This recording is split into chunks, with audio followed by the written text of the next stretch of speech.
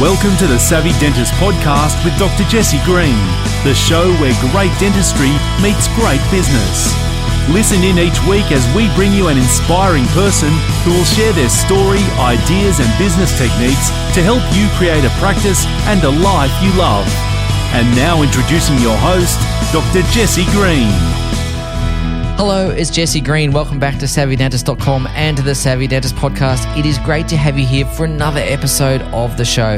Now, as always, we're going to be exploring great dentistry and great business. And if you're the sort of practice owner who wants to have a great practice, I mean a great practice where you can have everything you want from it, whether it's earning more income, having more free time, or indeed just enjoying the journey that bit more, I'm going to encourage you to come across to the Savvy Dentist Facebook group where we really talk about the issues relating to practice owners. And it's really like a business school for dentists.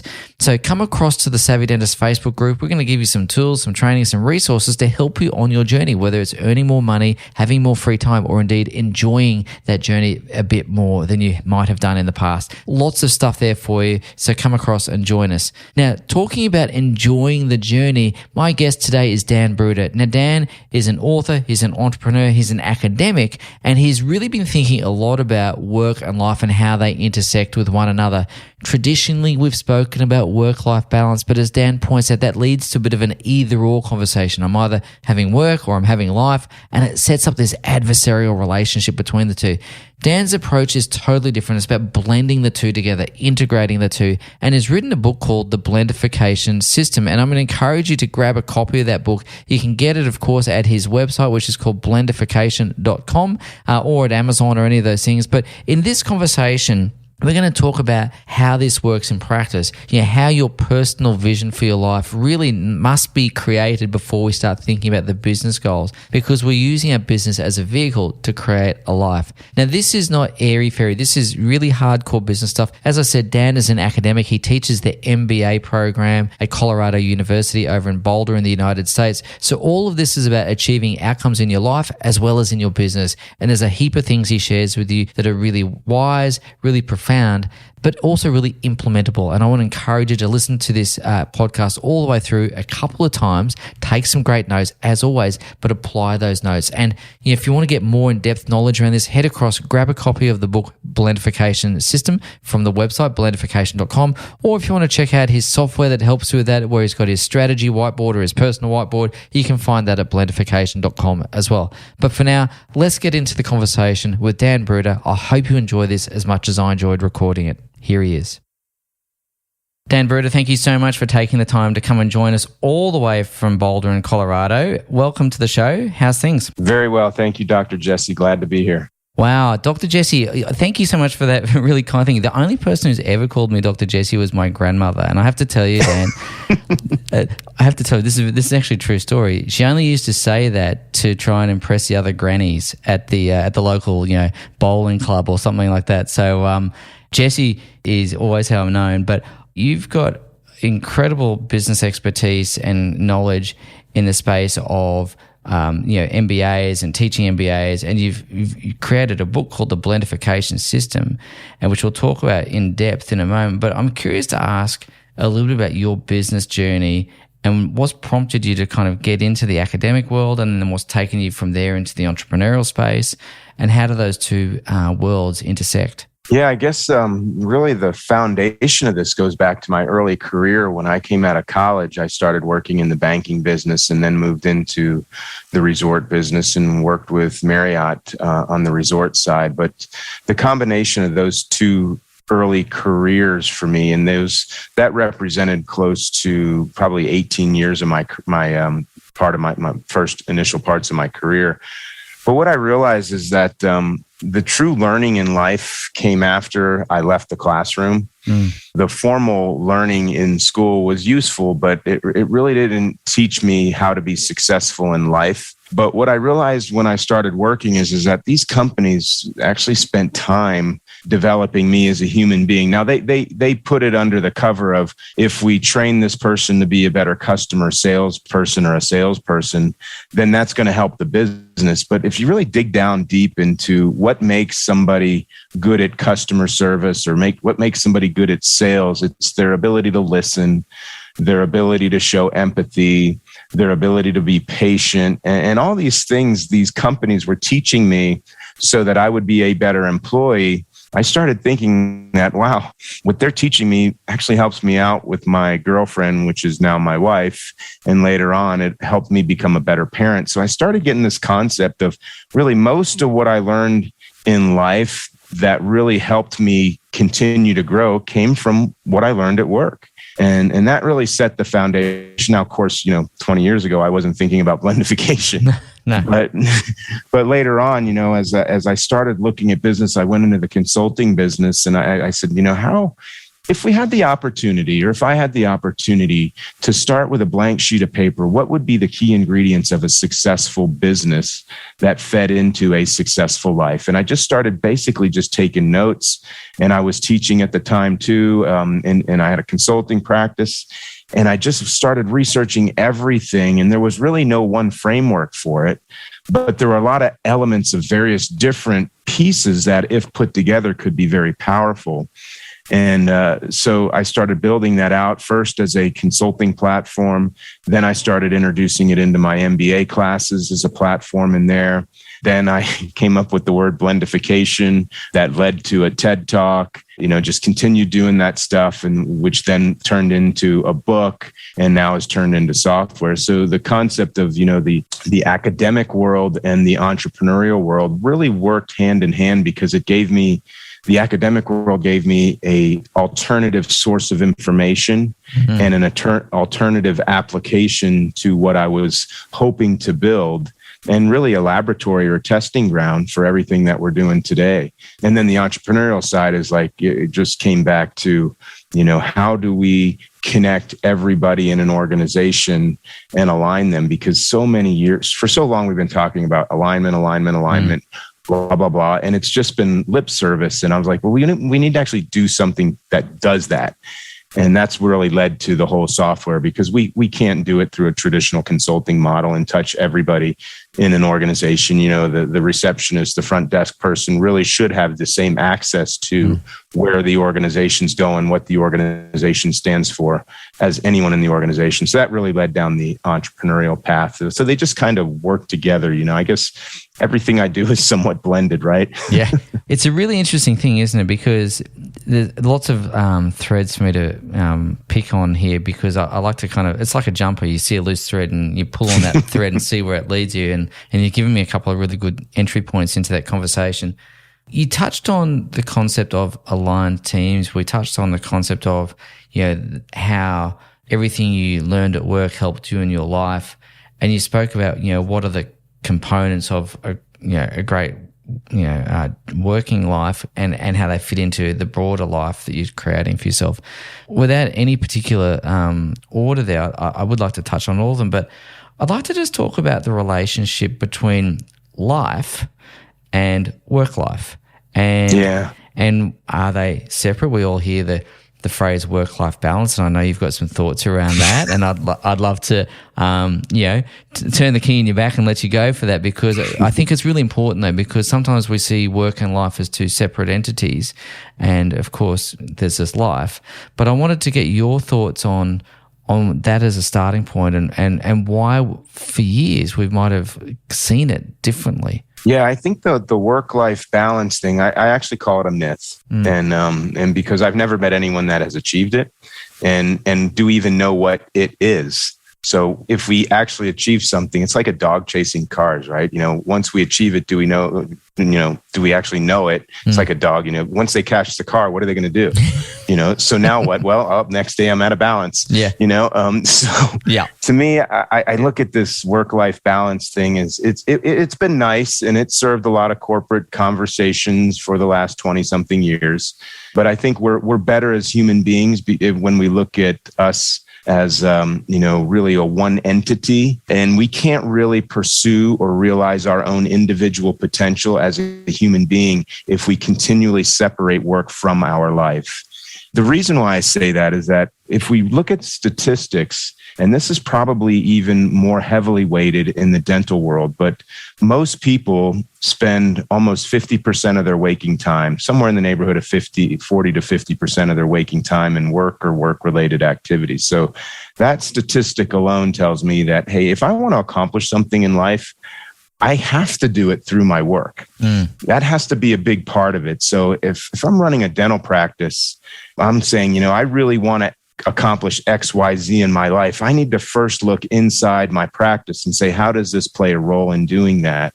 If we don't do that, and I see a lot of people that say, I want to do these things in my life. And then they dedicate 1 hour a week to that activity that seems to be the most important thing in their life that they want to accomplish. And I go, well, why don't we just start where we spend most of our time? Yeah. So, that's where I think, the work-life blending is a much better replication or indication of how we move forward to pursue our own human potential. So I don't know if that makes sense, but that's my logic. For someone thinking about this as, seeing themselves as a single entity or as a whole entity rather than separating work out from the rest of their life, is it reasonable to say then that a starting point would be to start thinking about, well, what do I want from my life in general? And, getting some clarity around that. And then you're thinking a bit about, okay, well, where does my work support that? Obviously, as you say, 40 to 50% of our waking hours are spent in work-related activities.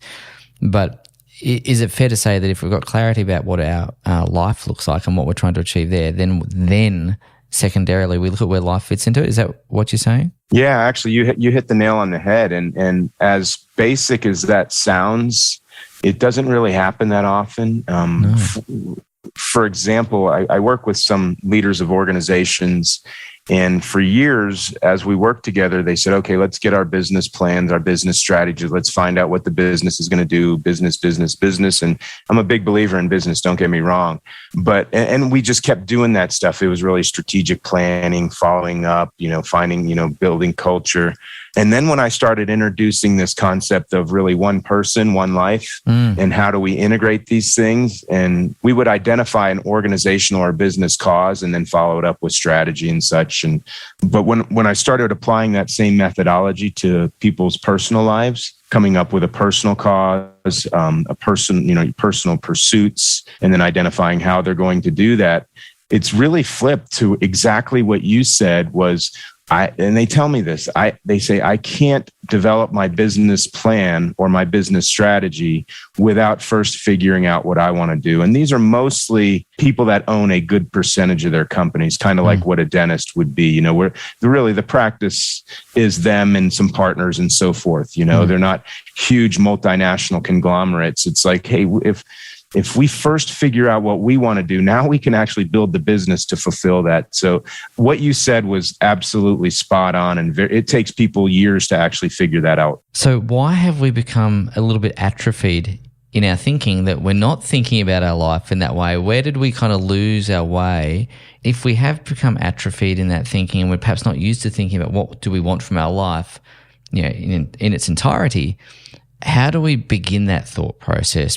And I know you've got the software, the whiteboard, and all the rest of it, which helps people with that. But what's the logic or the thought processes, or what's the starting point to begin that process? Yeah, I think atrophy is the right word, and stepping back to why are we here? Yeah. And I think it's a matter of convenience. Yeah. And I can go back to, maybe the 60s and the 70s, that's the 1960s and 70s, and think, what was going on in business back then? And that's where this idea of maximizing shareholder value came in, which is a good concept, but on its own has some very unintended consequences. So what happens in life, and we do this today, we work in areas of absolutes, meaning it's black or white, not gray, and most of life is actually gray. Mm-hmm. Or as leaders, we say, just focus on this and stay in your lane.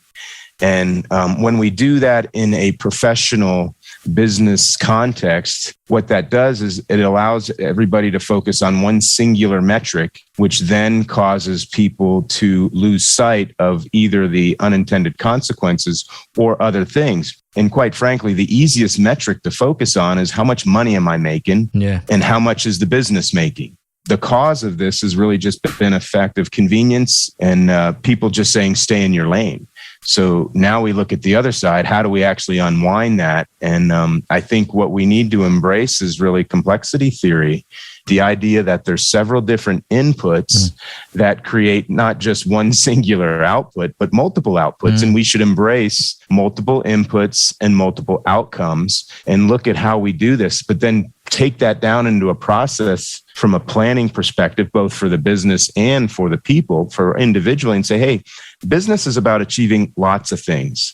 Let's put all of those things, what we want to create, on that list, and then create ways that we can go after those, knowing that they're very, very complementary, and then track it on a regular basis. How are we doing towards multiple things? Shareholder value might be one of them. Profitability might be one of them, but patients served might be another. All these different things. But what about our employees? What are we doing? I had a company that came out through this context and said, really why we do this company is we want to enhance the value of the lives of our employees. So they came up with a metric and an assessment that is based on the true life value assessment for their employees, because that's what they wanted. And that goes hand in hand with their profitability. So I guess the short answer to this is how we do this is really embracing the idea that many different factors can result from various different inputs. And let's build our life around that and embrace that and be okay that we can do more than one thing and not restrict ourselves to just focusing on one singular outcome. It's really interesting. I've got a bit of grey hair here, Dan, as I'm showing you. This is an not audio as much as me. Yeah, well, this is an audio program, so thankfully for both of us, we're not going to be showing our grey hair over the airwaves. But one of the things that I turned 50 last year, and one of the things that I've been thinking about is, as I've gone through life, my priorities have noticeably changed. And it's and for the younger people listening to this podcast, you might be thinking this is going to sound like the two old guys in the Muppets talking, right? Hopefully not, right? But the point is that when I was 20, what I wanted was different to what I wanted at 30 and 40 and now 50 and I dare say at 60 as well. And so what I wanted to ask you is about how we constantly accept that our needs, our desires, our outputs are going to change. And I guess we have to have a system that is able to cope and adapt with that change rather than being, fixed in this is, like as you say, this is where I'm going. I'm only going here because when I was 20, this is the path I set myself on. And now that's it, come hell or high water. So I wanted to ask you about fluidity of thinking, reviewing our processes or reviewing our goals, reviewing our life desires. Where does that fit into that process you've just outlined? Yeah, I think that's a good question, because if we look at how we run a business, we find that the best way to run a business is through kind of an agile process. We set some goals, we set some activities, and then we go forward and then we create these short feedback loops. Yep. Because maybe something changed, which will keep us from reaching our business goals. Yeah. Or maybe our business goals weren't what we really wanted them to be to begin with, so we needed to change them. But we keep this short feedback loop, in an agile process. That same methodology can be applied to our personal lives, such that we set goals. And you're absolutely right. The goals that I had as a 20-year-old are much different than my goals today at 54. Well, I will say one thing, though, is the millennials and the Gen Z, the way they think is more like the way I think now, and not like the way I thought when I was their age. Yeah. There's actually some congruency coming together with this.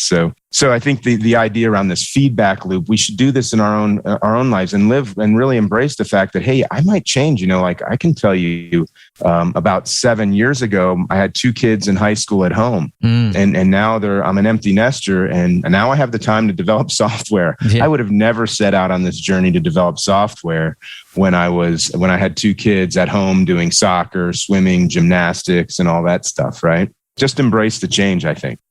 You spoke about black and white and how life is shades of grey. Again, that's just something I've come to appreciate as I get older. I hold on to ideas less tightly than I did when I was younger, and I see lots of subtlety and nuance where once upon a time I was, more definite in my views and so on. Sometimes I realize that the older I get, that it's not that the less I know, but it's the less I hold as fixed. And it's just an interesting thought process. And probably unrelated to this conversation, but I just thought I'd raise it because we're talking about changing as we get older. Mm-hmm. I don't know if you've experienced that, but well, yeah, and it's almost scary. I referenced, I think it was Don Henley or one of the former Eagles that said, "The more I know, the less I understand." Yeah, and I don't even know what song it is, but that's something that just pops in my head a lot. And we've actually seen this as we continue to look at possibilities, where when we started developing software from an entrepreneurial perspective, like we were pretty clear on what we wanted. But as we dug into it, we found out there was so much more.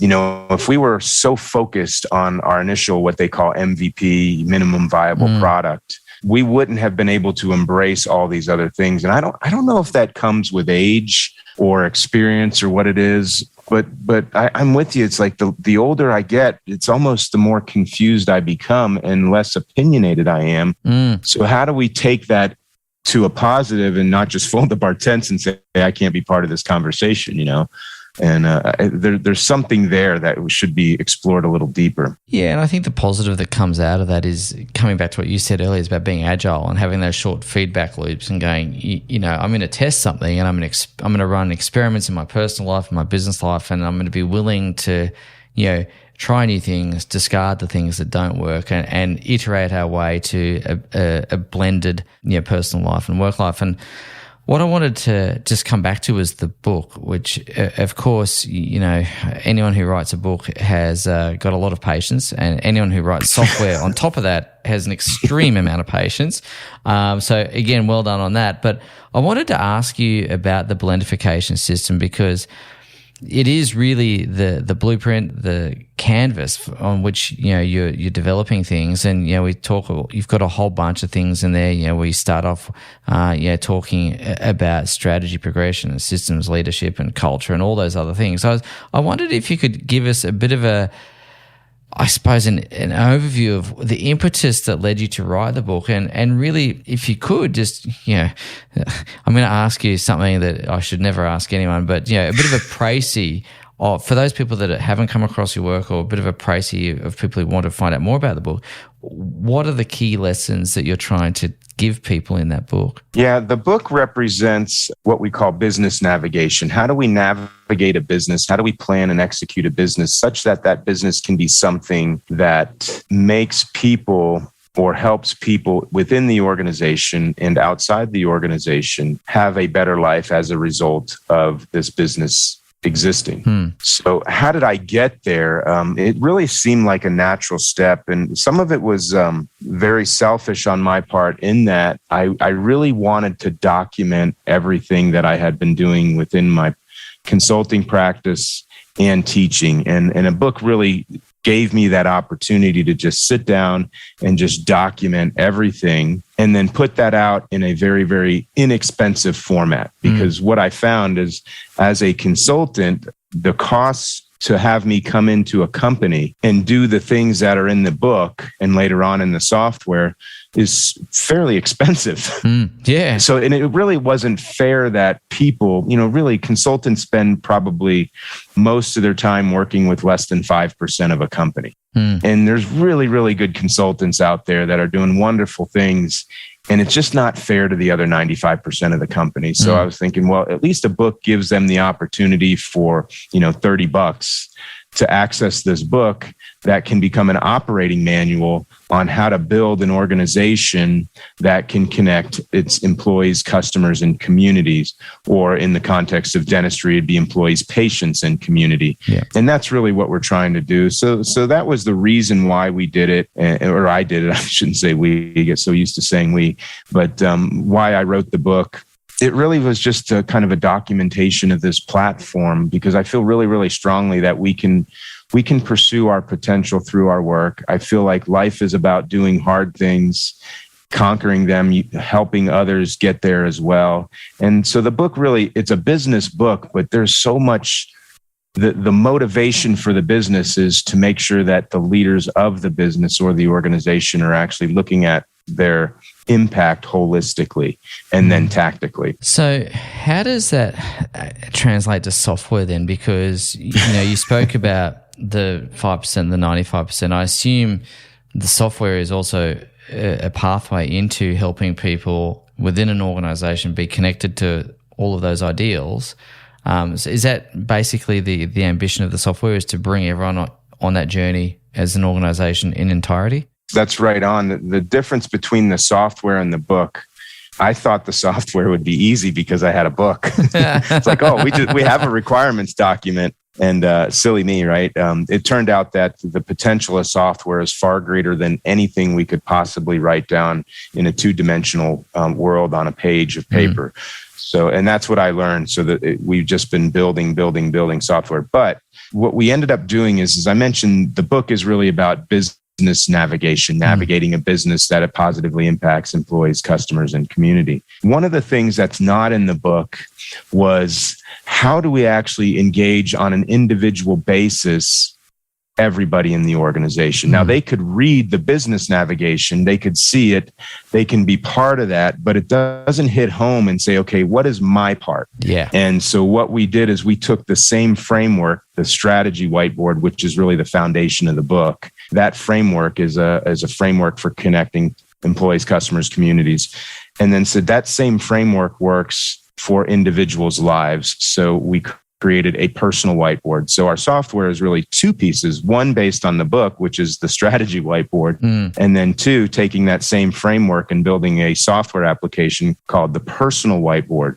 Now we have the business developing its purpose, where it's going and how it's getting there, its whole strategic platform. And then people have the opportunity in an organization to say, okay, I can follow that same framework. Now we changed some of the names, obviously, some of the titles, but it's essentially the same framework. And then by doing this, when we have business going down this path using this framework, and then parallel to that, the employees doing the same thing. Now, not all of them will do it, but many of them will. Then we start seeing this convergence of people's personal lives, interests, pursuits with the business. That's what we're looking for. So that's fantastic, because that's given me a really lovely jumping off point as well, in the sense that we spoke earlier in the conversation about, we can't really figure out the business goals until we figure out our life goals. And we spoke about that almost from the lens of the business owner, in this case, the dental practice owner.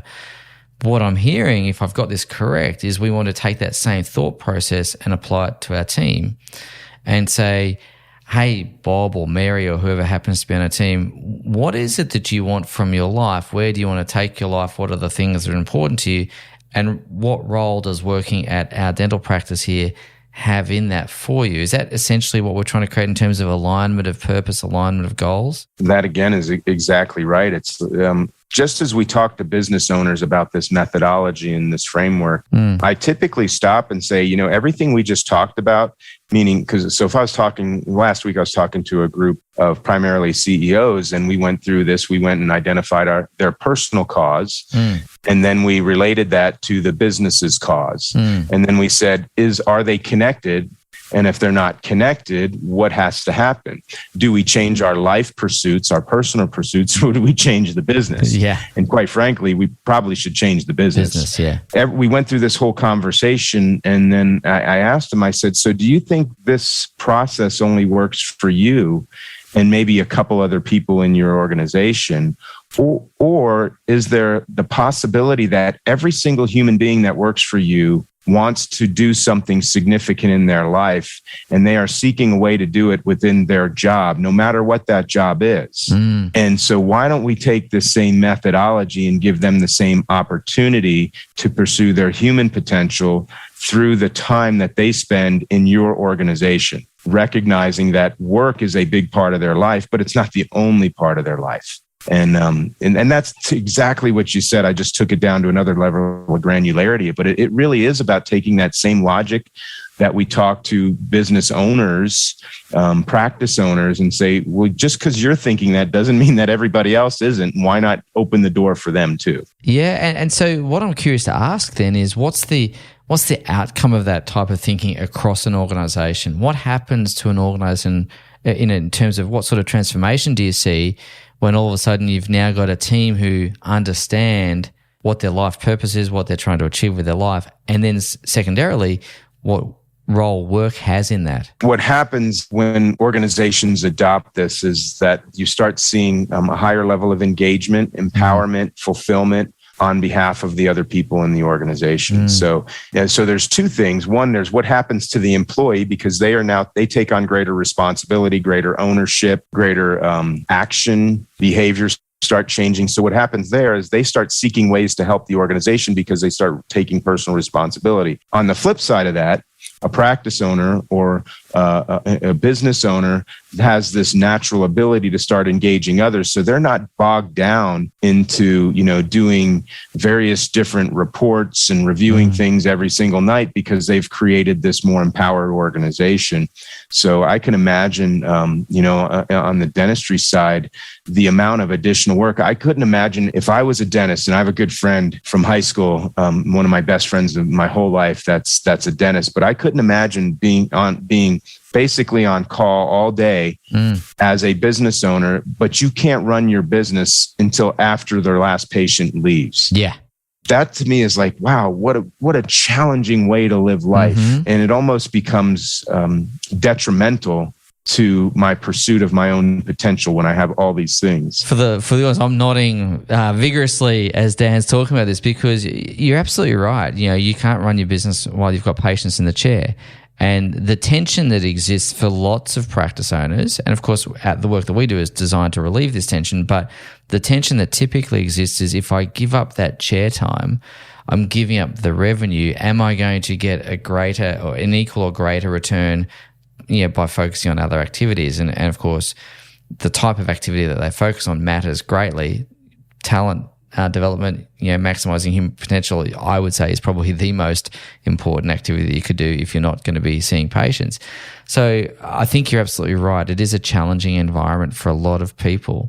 What I've also noticed as well is, not only if you run that kind of model of doing dentistry by day and trying to run the business by night, not only are you not good for yourself because you're not taking care of your health, you're not taking care of your relationships, you're not taking care of all the other parts. It feels like the business owns you rather than the other way around.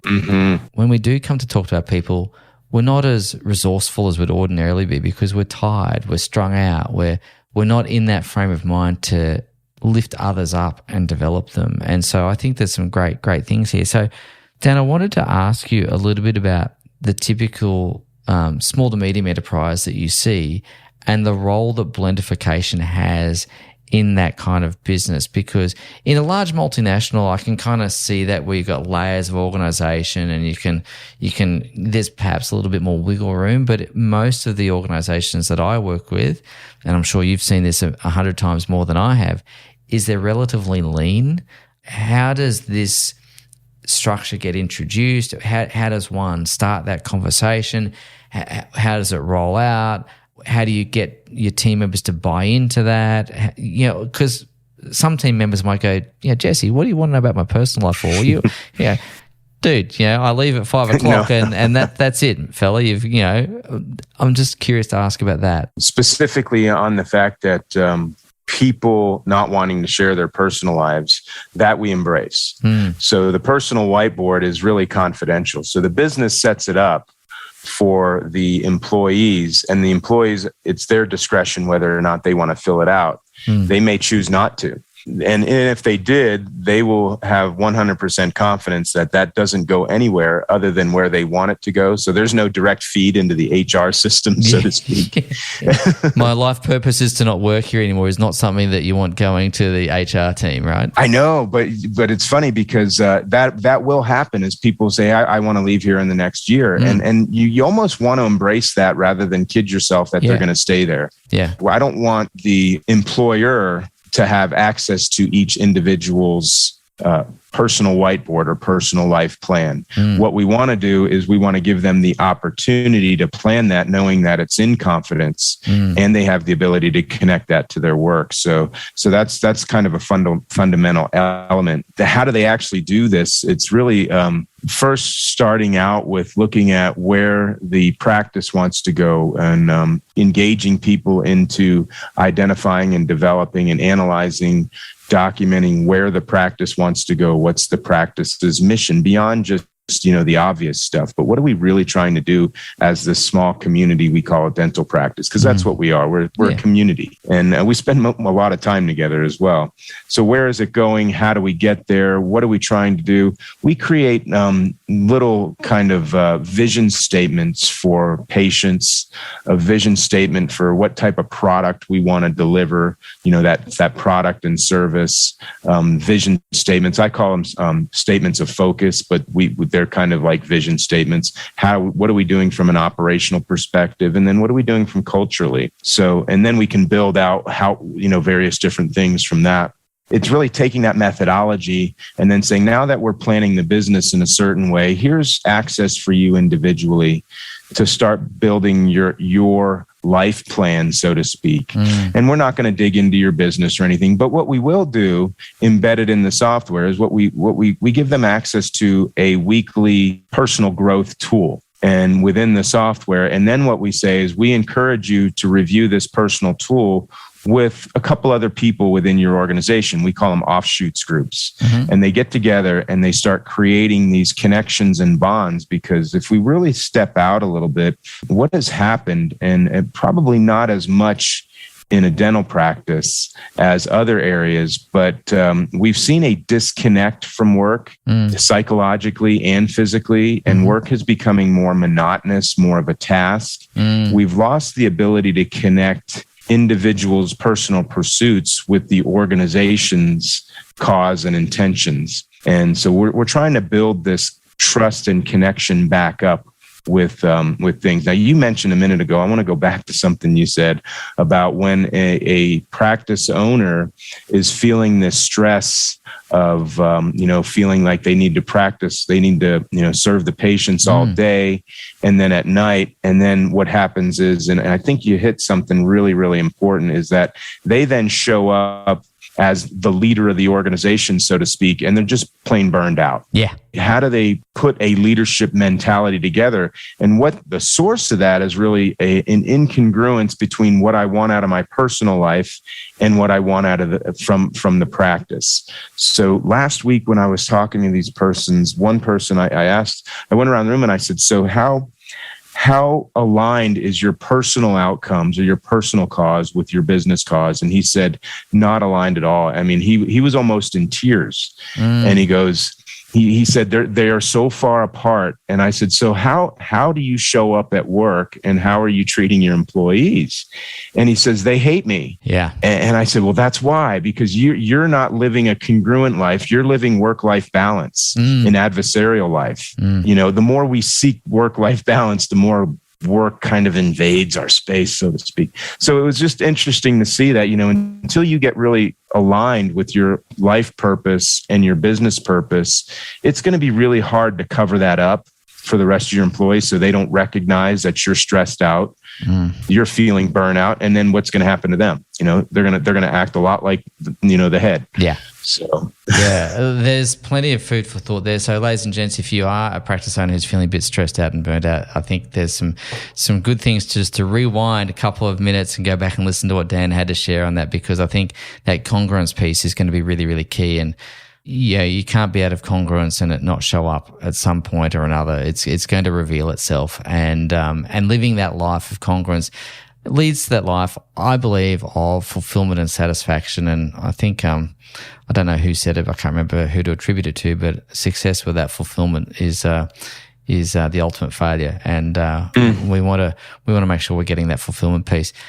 Dan, you've been incredibly generous with your time, and I know it's evening over there in Boulder. So thank you for logging in during your family time and evening time to come and talk to us. Ladies and gents, if you want to get a copy of Dan's book, I'm going to encourage you to head across and get a copy of it. The book, of course, is called The Blendification System. It's by Dan Bruder, of course, and you can get that by visiting blendification.com or Amazon. Can they get it on Amazon too, Dan? Yeah, you can get it on Amazon as well. And if you want to find out more about about the software to, the personal whiteboard and the strategy whiteboard, of course, you can head across to Blendification there as well. Dan, is there anything you want to leave the audience with as we wrap up? Any final thoughts or any other resources that you think might be useful for the audience to dig into to start this process of blending work and life rather than having that adversarial relationship? Yeah, I think in summary, we covered a lot of really good ground there.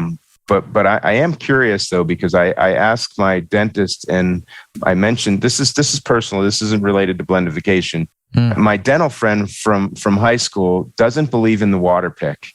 And I'm like the biggest believer in the water pick. My whole family uses it. I just think it's the best thing ever. My gums feel great. So I got to ask you, what's your take on the water pick, not versus flossing, but in addition to flossing? So how do we blend the water pick into our dental hygiene we're practice? We're going to have a Blendification bad? of water pick and flossing. I feel like if I commit to an answer on this, I'm going to offend your dental friend, and I feel like I'm being drawn into an argument that I know better than to get involved in. Do you follow cricket at all, Dan? Are you familiar with the game of cricket? Yeah, a little bit, yeah, a little bit. Okay, so when a bowler comes in to bowl a ball, similar to baseball, the pitcher will pitch a ball. The bowler, there'll be a tempting shot outside the stumps, and the bowler's trying to trap the batsman into playing a false shot and getting out.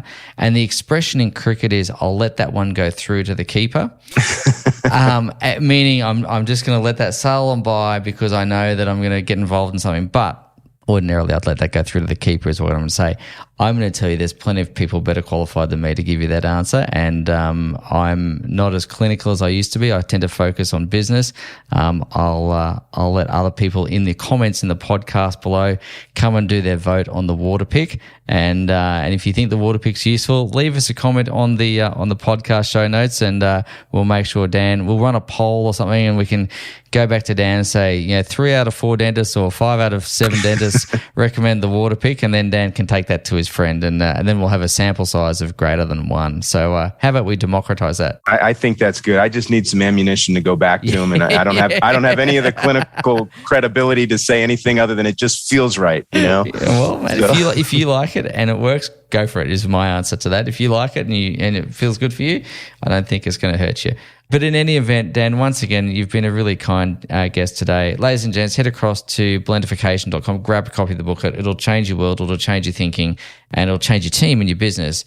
And ultimately, you'll get that integration and blending of work and life rather than the adversarial relationship of work-life balance. So again, Dan, really appreciate your time, really appreciate your insights and your wisdom, and look forward to catching up soon. Yes, thank you very much, Jesse. This has been fun.